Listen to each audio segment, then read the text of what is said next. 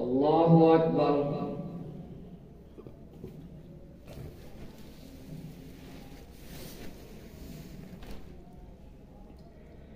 الحمد لله رب العالمين الرحمن الرحيم مالك يوم الدين إياك نعبد وإياك نستعين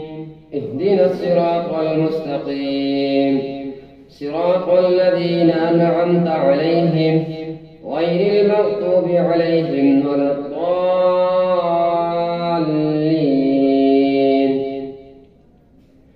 والمحصنات من النساء إلا ما ملكت أيمانكم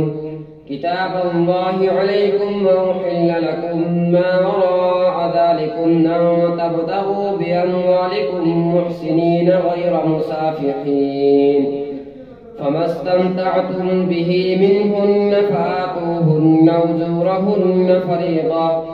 ولا جناح عليكم فيما تراضيتم به من بعد الفريضة،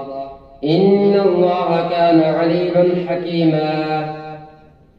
ومن لم يستطع منكم قولا أن ينكح المحصنات المؤمنات فمما ملكت أيمانكم من فتياتكم المؤمنات، والله أعلم بإيمانكم بعضكم من بعض، فانكحوهن بإذن أهلهن وآتوهن أجورهن بالمعروف محصنات غير مسافحات ولا متخذات أخدان، فإذا أحسن فإن أتين بفاحشة فعليهن نصف ما على المحصنات من العذاب، ذلك لمن خشي العنة منكم، وأن تصبروا خير لكم والله غفور رحيم. يريد الله ليبين لكم ويهديكم سنن الذين من قبلكم ويتوب عليكم، والله عليم حكيم. والله يريد أن يتوب عليكم ويريد الذين يتبعون الشهوات أن تميلوا ميلا عظيما. يريد الله أن يخفف عنكم وخلق الإنسان ضعيفا. يا أيها الذين آمنوا لا تأكلوا أموالكم بينكم بالباطل إلا أن تكون تجارة عن تراض منكم، ولا تقتلوا أنفسكم إن الله كان بكم رحيما. ومن يفعل ذلك عدوانا وظلما فسوف نصليه نارا، وكان ذلك على الله يسيرا. إن تجتنبوا كبائر ما تنهون عنه نكفر عنكم سيئاتكم وندخلكم مدخلا كريما. ولا تتمنوا ما فضل الله به بعضكم على بعض، للرجال نصيب مما اكتسبوا وللنساء نصيب مما اكتسبن، واسألوا الله من فضله إن الله كان بكل شيء عليما. ولكل جعلنا موالي مما ترك الوالدان والأقربون والذين عقدت أيمانكم فآتوهم نصيبهم، إن الله كان على كل شيء شهيدا. الرجال قوامون على النساء بما فضل الله بعضهم على بعض وبما أنفقوا من أموالهم، فالصالحات قانتات حافظات للغيب بما حفظ الله. واللاتي تخافون نشوزهن فعظوهن واهجروهن في المضاجع واضربوهن، فإن طعنكم فلا تبغوا عليهن سبيلا، إن الله كان عليا كبيرا. وإن خفتم شقاق بينهما فابعثوا حكما من أهله وحكما من أهلها إن يريدا إصلاحا يوفق الله بينهما، إن الله كان عليما خبيرا. واعبدوا الله ولا تشركوا به شيئا وبالوالدين إحسانا وبذي القربى واليتامى والمساكين والجار الجنب والصاحب بالجنب وابن السبيل وما ملكت أيمانكم إن الله لا يحب كل مختال فخور واعبدوا الله ولا تشركوا به شيئا وبالوالدين إحسانا وبذي القربى واليتامى والمساكين والجار ذي القربى والجار الجنب والصاحب بالجنب وابن السبيل وما ملكت أيمانكم إن الله لا يحب من كان مختالا فخورا الذين يبخلون ويأمرون الناس بالبخل ويكتمون ما آتاهم الله من فضله وأعددنا للكافرين عذابا مهينا والذين ينفقون أموالهم رئاء الناس ولا يؤمنون بالله ولا باليوم الآخر ومن يكن الشيطان له قرينا فساء قرينا وماذا عليهم لو آمنوا بالله واليوم الآخر فأنفقوا مما رزقهم الله وكان الله بهم عليما إن الله لا يظلم مثقال ذرة وإن تك حسنة يضاعفها ويؤت من لدنه أجرا عظيما فكيف إذا جئنا من كل أمة بشهيد وجئنا بك على هؤلاء شهيدا يومئذ يود الذين كفروا وعصوا الرسول لو تسوى بهم الأرض ولا يكتمون الله حديثا يا أيها الذين آمنوا لا تقربوا الصلاة وأنتم سكارى حتى تعلموا ما تقولون ولا جنبا إلا عابري سبيل حتى تغتسلوا وإن كنتم مرضى أو على سفر أو جاء أحد منكم من الغائط أو لامستم النساء فلم تجدوا ماء فتيمموا صعيدا طيبا فامسحوا بوجوهكم وأيديكم إن الله كان عفوا غفورا ألم تر إلى الذين أوتوا نصيبا من الكتاب يشترون الضلالة ويريدون أن تضلوا السبيل والله أعلم بأعدائكم وكفى بالله وليا وكفى بالله نصيرا من الذين هادوا يحرفون الكلم عن مواضعه ويقولون سمعنا وعصينا واسمع غير مسمع وراعنا ليا بألسنتهم وطعنا في الدين ولو أنهم قالوا سمعنا وأطعنا واسمع وانظرنا لكان خيرا لهم وأقوم ولكن لعنهم الله بكفرهم فلا يؤمنون إلا قليلا يا أيها الذين أوتوا الكتاب آمنوا بما نزلنا مصدقا لما معكم من قبل أن نطمس وجوها فنردها على أدبارها أو نلعنهم كما لعنا أصحاب السبت وكان أمر الله مفعولا إن الله لا يغفر أن يشرك به ويغفر ما دون ذلك لمن يشاء ومن يشرك بالله فقد افترى إثما عظيما ألم تر إلى الذين يزكون أنفسهم بل الله يزكي من يشاء ولا يظلمون فتيلا انظر كيف يفترون على الله الكذب وكفى به إثما مبينا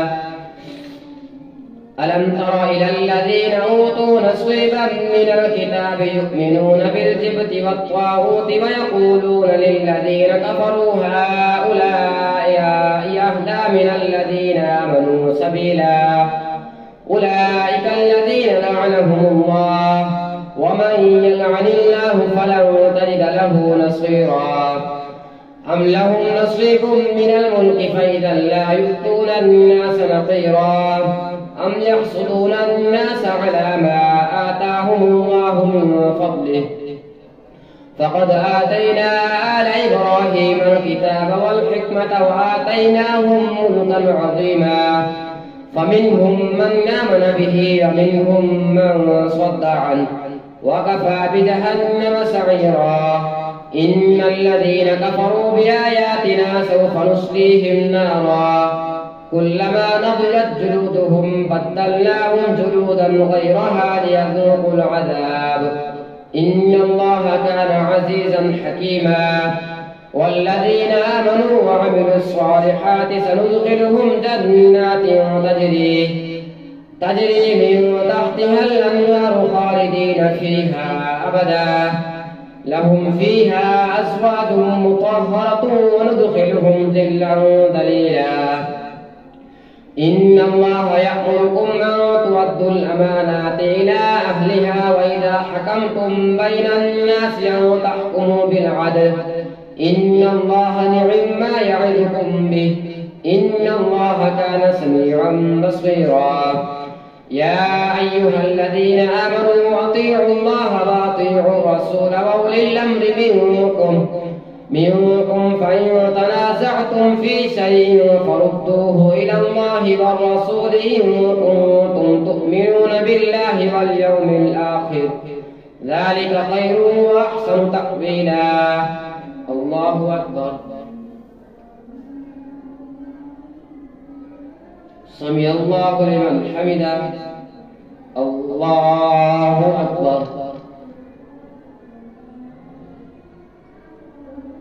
الله أكبر الله أكبر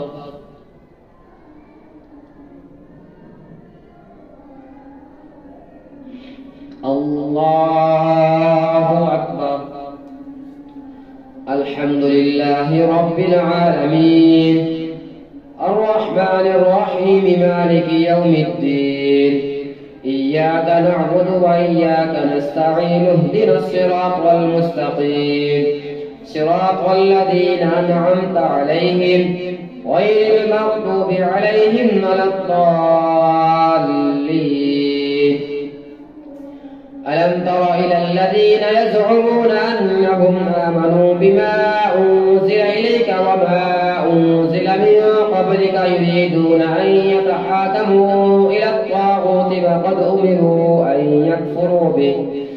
ويريد الشيطان أن يضلهم ضلالا بعيدا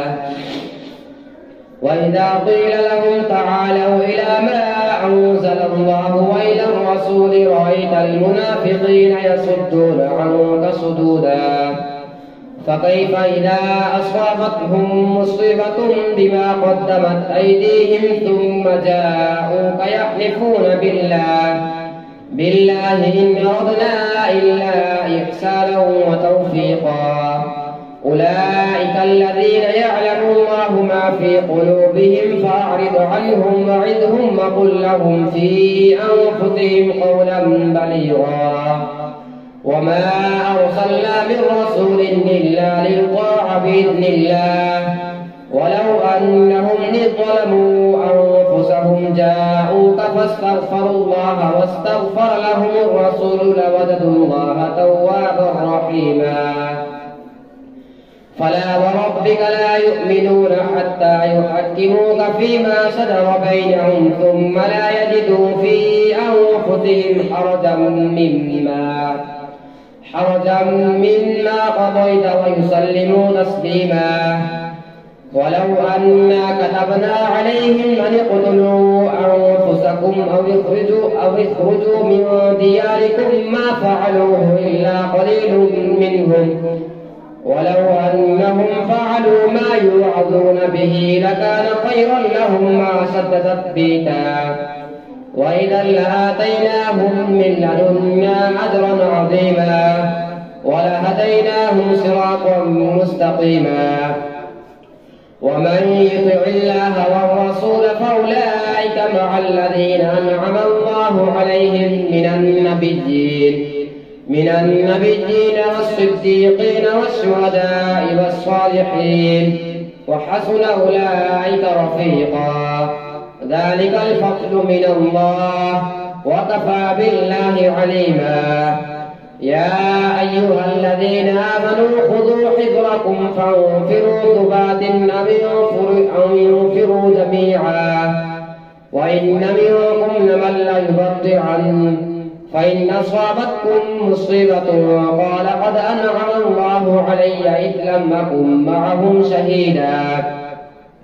ولئن أصابكم فضل من الله ليقولن كأن لم تكن بينكم وبينه مودة يا ليتني كنت معهم فأفوز فوزا عظيما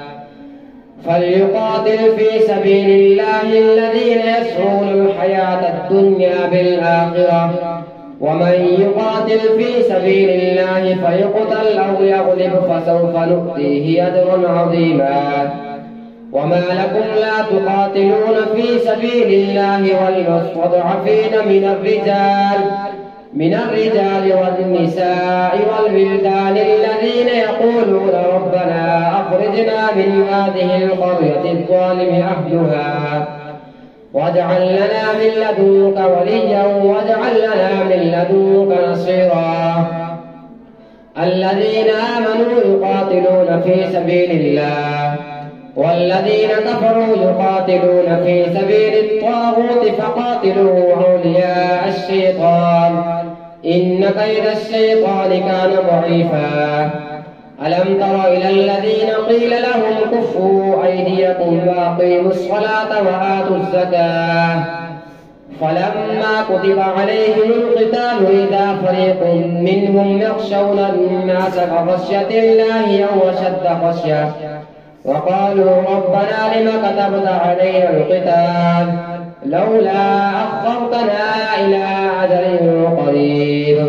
قل متاع الدنيا قليل والآخرة خير لمن اتقى ولا تظلمون فتيلا أينما تكونوا يدرككم الموت ولو كنتم في بروج مشيدة وإن تصبهم حسنة يقولوا هذه من عند الله وإن تصبهم سيئة يقولوا هذه من عندك قل كل من عند الله فما لهؤلاء القوم لا يكادون يفقهون حديثا ما أصابك من حسنة فمن الله وما أصابك من سيئة فمن نفسك وأرسلناك للناس رسولا وكفى بالله شهيدا من يطع الرسول فقد أطاع الله ومن تولى فما أرسلناك عليهم حفيظا ويقولون طاعة فإذا برزوا من عندك بيت طائفة منهم غير الذي تقول والله يكتب ما يبيتون فأعرض عنهم وتوكل على الله وكفى بالله وكيلا أفلا يتدبرون القرآن ولو كان من عند غير الله لوجدوا فيه اختلافا كثيرا وإذا جاءهم أمر من أمن أو الخوف أذاعوا به ولو ردوه إلى الرسول وإلى أولي الأمر منهم لعلمه الذين يستنبطونه منهم ولولا فضل الله عليكم ورحمته لاتبعتم الشيطان إلا قليلا فقاتل في سبيل الله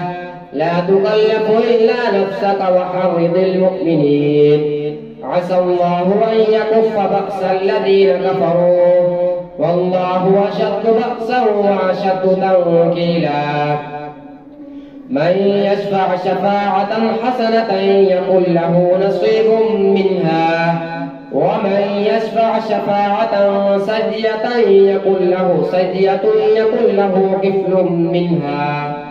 وكان الله على كل شيء مقيتا وإذا حييتم بتحية فحيوا بأحسن منها أو ردوها إن الله كان على كل شيء حسيبا الله لا إله إلا هو ليجمعنكم إلى يوم القيامة لا ريب فيه ومن أصدق من الله حديثا. الله أكبر.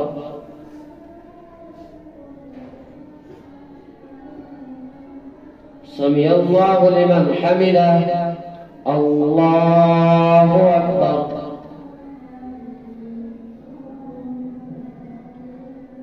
الله أكبر. الله أكبر.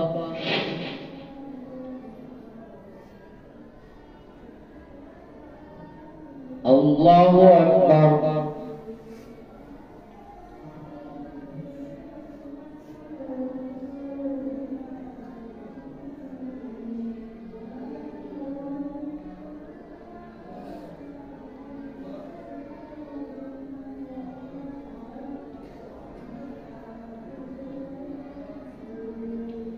السلام عليكم ورحمة الله.